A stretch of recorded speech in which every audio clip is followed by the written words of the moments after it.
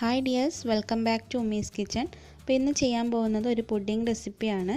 അപ്പോൾ നമ്മൾ കേക്കൊക്കെ ഉണ്ടാക്കി കഴിഞ്ഞാൽ ബാക്കി വരുന്ന ക്രീമും ഗനാഷൊക്കെ യൂസ് ചെയ്തിട്ടാണ് ഈ ഒരു പുഡിംഗ് ഉണ്ടാക്കിയിട്ടുള്ളത്. അപ്പോൾ ഇതെങ്ങനെയാണ് ഉണ്ടാക്കാൻ നോക്കാം. അപ്പോൾ അതിന് വേണ്ടിയിട്ട് ആദ്യം തന്നെ ഒരു കസ്റ്റാർഡ് തയ്യാറാക്കണം. അതിന് വേണ്ടി 2 ടേബിൾ സ്പൂൺ കസ്റ്റാർഡ് പൗഡർ എടുത്തിട്ടുണ്ട്. അപ്പോൾ അതിലേക്ക് അല്പം പാൽ കൂടി ഒഴിച്ചിട്ട് ഇതൊന്ന് മിക്സ് ചെയ്ത് വെക്കാം. ഞാനിവിടെ ടോട്ടലായിട്ട് 1 കപ്പ് പാലാണ് എടുത്തിട്ടുള്ളത്. അപ്പോൾ എൻ്റെ കയ്യിലുള്ള പുഡിംഗ് ട്രേ ചെറുതാണ്. അപ്പോൾ നിങ്ങളുടെ കയ്യിൽ വലുതാണ് ഉള്ളതെങ്കിൽ ഈ ഇൻഗ്രീഡിയൻസ് ഒക്കെ നിങ്ങൾ ഡബിളാക്കി എടുത്താൽ മതി. അപ്പോൾ ഇനി ബാക്കിയുള്ള പാൽ നമുക്ക് ചൂടാക്കാൻ വേണ്ടി വെക്കാം. അതിലേക്ക് നിങ്ങൾക്ക് ആവശ്യത്തിനുള്ള പഞ്ചസാര ചേർത്ത് കൊടുക്കാം.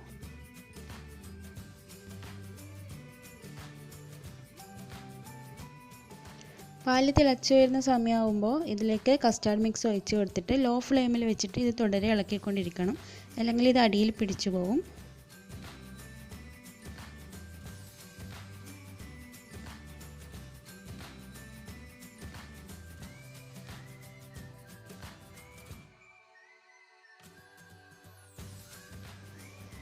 ഇനി ഇത് തിളച്ച് വരുന്ന സമയമാകുമ്പോൾ ഫ്ലെയിം ഓഫ് ചെയ്തിട്ട് ഇത് ചൂട് മാറാൻ വേണ്ടി മാറ്റി വെക്കാം.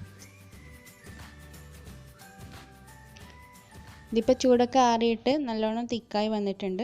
ഇനി പുഡിംഗ് സെറ്റ് ചെയ്യാൻ വേണ്ടിയിട്ട് ഞാനിവിടെ ഒരു ചോക്ലേറ്റ് സ്പോഞ്ച് കേക്ക് എടുത്തിട്ടുണ്ട്. അതേപോലെ ഒരു 1/4 കപ്പ് വിപ്പിംഗ് ക്രീം ബീറ്റ് ചെയ്തെടുത്തിട്ടുണ്ട്.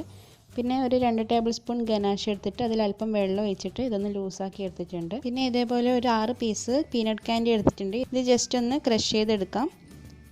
ഇനി പുഡിംഗ് സെറ്റ് ചെയ്യാം. അതിന് വേണ്ടിയിട്ട് ആദ്യം തന്നെ പുഡിംഗ് ട്രേയിലേക്ക് ഈ സ്പോഞ്ച് കേക്ക് വെച്ച് കൊടുക്കാം. അതിന് മുകളിൽ ഗനാഷ് വെച്ചിട്ട് ഒന്ന് വെറ്റ് ചെയ്ത് കൊടുക്കാം.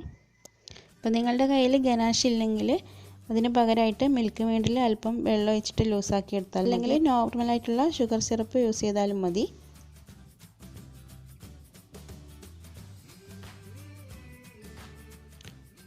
ഇനി സെക്കൻഡ് ലെയറായിട്ട് കസ്റ്റാർഡ് മിക്സ് വെച്ചിട്ട് ഇതൊന്ന് സ്പ്രെഡ് ചെയ്ത് കൊടുക്കാം.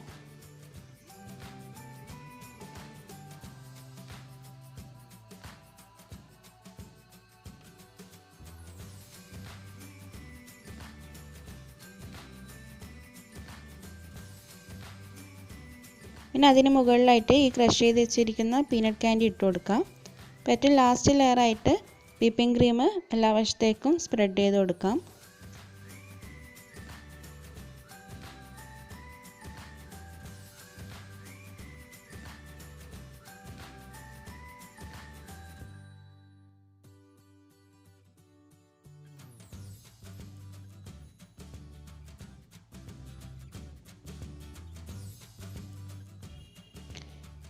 ഇനി ഇതിന് മുകളിലായിട്ടും ക്രഷ് ചെയ്ത് വെച്ചിരിക്കുന്ന പീനട്ട് കാൻഡി വെച്ചിട്ട് ഒന്ന് ഡെക്കറേറ്റ് ചെയ്ത് കൊടുക്കുക. സെൻട്രലായിട്ട് ഒരു ചെറി കൂടി വെക്കുന്നുണ്ട്. ഇനി ഇത് ഫ്രിഡ്ജിൽ വെച്ചിട്ട് 3-4 മണിക്കൂർ നന്നായി തണുപ്പിച്ചെടുക്കണം. അപ്പോൾ ഈ ഒരു പുഡിംഗ് നിങ്ങൾക്ക് ഇഷ്ടമായിട്ടുണ്ടെങ്കിൽ വീഡിയോ ലൈക്ക് ചെയ്യുക, ഷെയർ ചെയ്യുക. ചാനൽ സബ്സ്ക്രൈബ് ചെയ്യാത്തവരുണ്ടെങ്കിൽ സബ്സ്ക്രൈബ് ചെയ്യുക. അപ്പോൾ മറ്റൊരു ദിവസം വീണ്ടും കാണാം. Thanks for watching.